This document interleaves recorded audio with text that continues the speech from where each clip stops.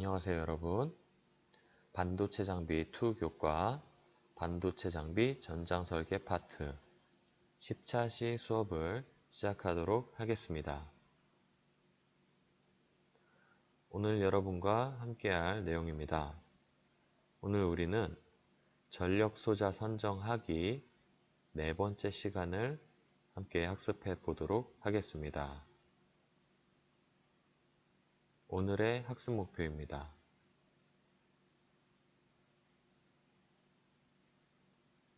지난 시간에 이어서 지난 시간에서 다뤄보지 못했었던 반도체 장비에서 많이 사용되는 부품을 말할 수 있다 입니다. 그리고 그 부품의 용도와 각종 특징을 설명할 수 있다 입니다. 그러면 본 수업으로 들어가도록 하겠습니다. 우리가 첫 번째로 알아볼 컴포넌트는 이 릴레이입니다.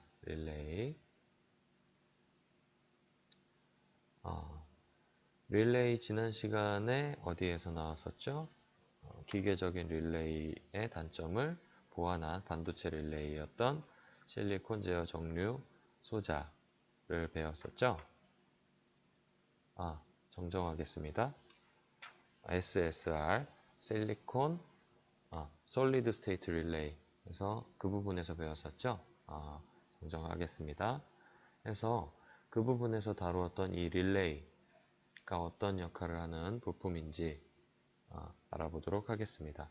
이것은 자기력을 이용한 정기적 접점 스위치입니다. 릴레이, 접점 스위치라고 할 수 있습니다. 전류가 흐를 때 형성이 된다고 했었죠. 이 자기력이. 이 자기력을 통한 접점 스위치를 우리는 릴레이라고 부릅니다. 자, 근데 단점이 있는 게 메커니컬하게 접점이 온오프가 되기 때문에 사용 횟수에 따라서 수명이 제한적이다. 그러니까 반영구가 아니라는 것이죠. 그러니까 조금 수명이 짧다, 제한적이다. 많이 사용하면 이러한 단점이 있습니다. 그리고 반대로 장점으로는 접점 스위치에서 발생할 수 있는 이 누설 전류가 없기 때문에 비교적 안전하다라고 할 수 있겠습니다. 그리고 그 회로 구성이 단순하기 때문에 뭐 간단하게 구성을 하면 되겠습니다. 그리고 이때 주의할 점이 있죠. 주의할 점은 환경에 따라서 맞는 용량을 선정해야 한다라고 하는 겁니다. 전류값이 이제 고전류가 흐르는지 저전류가 흐르는 그 환경에 따라서 그 해당 용량, 릴레이의 용량을 선정을 해야 한다는 뜻입니다. 아래에 있는 그림은 사진은 하나의 사용된 대표적인 릴레이의 모습입니다. 자, 다음으로 넘어가도록 하겠습니다. 다음은 SMPS라고 하는 장치입니다. SMPS는 Switched Mode Power Supply. 파워 서플라이 뭐였죠? 전원 공급기. 전원 서플라이, 파워 서플라이인데 이 제어 모듈, 각종 제어 모듈에 전원을 공급하기 위한 것입니다. 그리고 이것은 여러분 PC에도 있고 각종 전자제품에 있는 기본적인 탑재되어 있는 서플라이 제품과 같은 역할을 한다고 보면 되겠습니다. 자, 그리고 이것은 일반적으로 교류이며 220V의 입력단을 일단 받아서 직렬 24V 플러스 마이너스 그리고 15V에 대해서 제어 모듈에서 공급하기 위해서 사용합니다. 나눠주는 겁니다. 그래서 이 AC에서 교류에서 교류로 혹은 교류에서 직류로 그리고 직류에서 또 직류로 변화해 주는 것이 있습니다. 이 전원 서플라이는. 자, 그러면은 이 컨버터에 대해서 다음으로 넘어가서 알아보도록 하겠습니다. 위에 이어서 AC/DC 컨버터는 직류를 교류로 바꾸어주는 컨버터, 말 그대로 컨버터로 이해하면 되겠습니다. 그리고 그 필요한 전압을 나누어서 만든 다음에 다시 공급을 해주는 거죠. 교류로서 출력을 해줍니다. 그래서 이 그림 같은 경우에는 여기 대표적인 AC, DC 컨버터의 모습이라고 볼 수 있겠습니다. 자, 다음입니다. 노이즈 필터입니다. 말 그대로 잡음이나 소음을 제거하는 보조 장치입니다. 대표적인 것들이 마찬가지로 그림에 나와 있습니다. 참고적으로 보기 바랍니다. 자, 다음은 회로 차단기입니다. 회로 차단기는 차단기의 일종이에요. 차단기는 회로를 차단하는 회로 차단기가 있고요. 그리고 앞서 봤었던 누설된 것을 적었던 누전 차단기가 있었고, 그리고 퓨즈를 이용한 차단기가 있습니다. 일단 차단기의 종류를 간단하게 알아봤고요. 그 중에서 이제 회로 차단기는 어떤 것이냐? 이거는 자동으로 회로를 정지시키는 장치예요. 간단하게 보면 무엇을 위해서냐? 전기회로에 가부하가 걸리거나 혹은 단락으로 인한 피해를 막기 위해서 회로를 멈춰주는 거예요. 근데 이 차단기 같은 경우에는 어느 정도 시간이 지난 뒤 원래 기능이 작동되고 복귀된다는 점이 퓨즈와 다릅니다. 그리고 각 요소마다 하나씩 설치하는 것을 권장하고 있어요. 그러니까 요소와 그 장치와 장치마다 차단기가 있다는 얘기예요. 예를 들어서 이렇게 순환이 되고 있습니다. 이 과정이 프로세스가 순환이 되고 있는데 여기에서 이제 뭐 전압이 이렇게 과부하가 걸렸어. 그러면은 여기에서 이쪽으로 이동하는 건 이상이 없는데 여기에서 이동할 때 과부로 인한 열로 인해서 손실이 발생하거나 혹은 과열이 되어서 일종의 사고를 유발할 수 있는 상황이 올 때 여기서 이 차단을 해주면은 일단은 전류가 가지는 않지만은 이게 단가가 굉장히 비싼 각종 컴포넌트들이 안전하게 대기하고 기다릴 수 있겠죠. 그런 부분에서 요소마다 하나씩 설치하고 있는 것을 권장합니다. 자, 퓨즈와 다르다고 했죠. 이 차단기 같은 경우 퓨즈 같은 경우는 뭐냐면 우리가 누전 차단기를 설명할 때 선생님이 이거를 예를 들어서 설명을 했는데 사실은 명확히 얘기하면 같지 않아요. 다른 거예요. 원리가 다릅니다. 퓨즈 같은 경우는 이 공급되는 라인 한쪽에 이렇게 딱 공급되는 라인 한쪽에 여기에 퓨즈라는 것을 설치를 합니다. 이게 퓨즈예요. 여기에는 연결이 되어 있는데 이게 열에 약합니다. 아주 작은 열에 약하다는 얘기가 아니라 좀 위험 수위에 될 만한 열에 약합니다.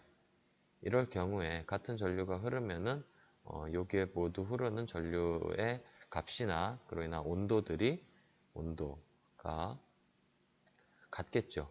근데 이 흐르는 것이 과부하가 걸리거나 해서 열이 발생해요. 히트가 발생합니다. 히트가 발생하면 여기 열에 약한 이 부분이 사이에 전달해주는 부분이 끊어져요. 다 끊어집니다.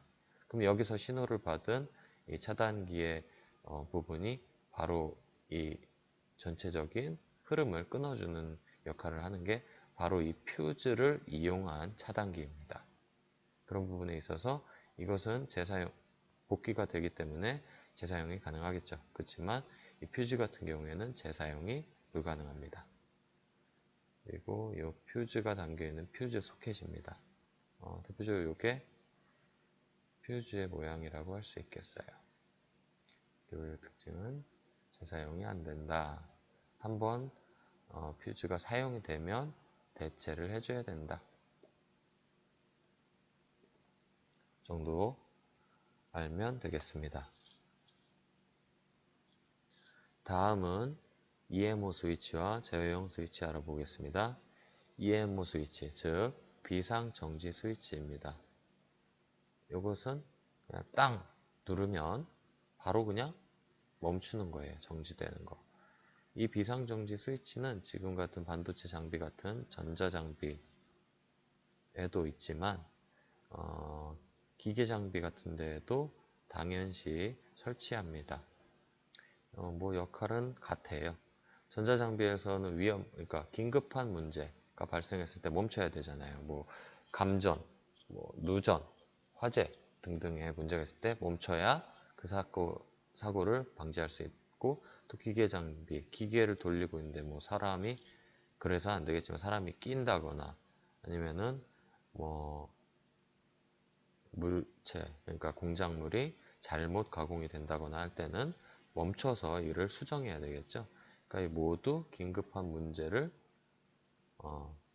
멈추기 위해서 긴급 문제 발생 시 이것을 정지시키기 위해서 긴급 정지예요. 그러기 위해서 이 스위치를 설치를 한다. 지금 여기에 있는 오른쪽으로 되어 있는 화살표가 보이죠? 이거 누를 때 오른쪽으로 되는 게 아니고, 누를 때는 그냥 꾹 누르면 됩니다. 요 수직 방향으로 누르면 됩니다.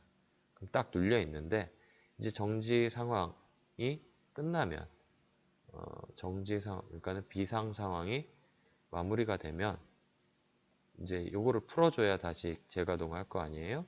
그러면은 지금 요 시계 방향으로 이렇게 손잡이를 이렇게 잡고 돌려주는 겁니다. 이렇게 끼릭 하고 오른쪽 시계 방향으로 돌려주면 이게 딱 똑 하고 풀리면서 다시 정상 작동합니다. 다음은 제어용 스위치입니다. 이거는 제어를 조작한 제어용 스위치의 모습인데, 이거는 패널이 있어요. 어떤 패널이 이렇게 딱 있고, 여기에 이제 이런 버튼들이 설치가 되는 겁니다. 뭐 당연히 온, 오프가 있겠고, 전압을 요만큼 발생하는, 그리고 중간 전압, 그리고 고전압을 발생시키는, 요거는 뭐 다이를 왼쪽으로 좌우로 이동시키는, 그리고 이건 상하, 전후 이런 식으로 움직일 수 있는 각종 스위치들이 이 패널이 있고, 이 패널 안쪽에 요게 각각 설치가 된다는 설명입니다. 다음은 터미널 블록과 그라운드 바를 설명하겠습니다. 이 터미널 블록은 단자판, 각종 단자들을 연결할 수 있는 단자판의 집합체라고 볼 수 있겠습니다. 그림과 어떤 것이 의미하는 것인가 정도 알면 되겠습니다. 다음은 그라운드 바예요. 그라운드 바, 그라운드도 많이 봤죠? 접지 바입니다. 그리고 여러 개의 어스도체라는 거, 이 어스는 뭐죠? 지구를 뜻하는 어스고, 그러니까 땅에다가 접지시킨다는 거예요. 이 말 뜻 곧 접지예요. 그러니까 접지 도체를 접지할 수 있는 공통의 분기점으로 되어 있는 도체다. 그러니까 접지 단자들을 다 연결을 할 수가 있다라고 하는 그라운드 바, 접지 바를 이야기합니다. 오늘 우리가 학습한 내용을 확인해 보도록 하겠습니다. 오늘 우리는 지난 시간 이어서 반도체 장비에서 많이 사용되는 부품들이 뭔지 이야기할 수 있게 되었습니다. 그리고 그 부품의 용도와 장단점, 특징 등을 설명할 수 있게 되었습니다.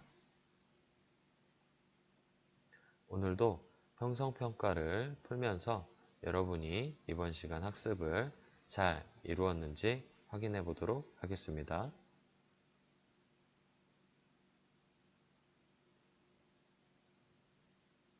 이상 세 가지 문제를 온라인 클래스 형성평가란에 있는 댓글에다가 요 세 가지의 답을 적어서 제출할 수 있도록 하겠습니다. 출석 확인과 진도율 확인에 참고하도록 하겠습니다. 다음 시간 우리가 다루어 볼 내용입니다. 학습 1, 2가 벌써 끝났네요. 전력 용량을 계산하는 것과 전력 소자 선정 이 시간까지 했고, 마지막 학습 3인 전장 판넬 개발하기 파트를 시작하도록 하겠습니다. 오늘 이 시간도 여러분 수고 많이 했습니다.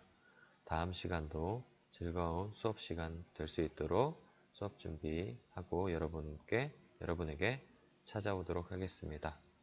여러분 오늘도 고생했습니다.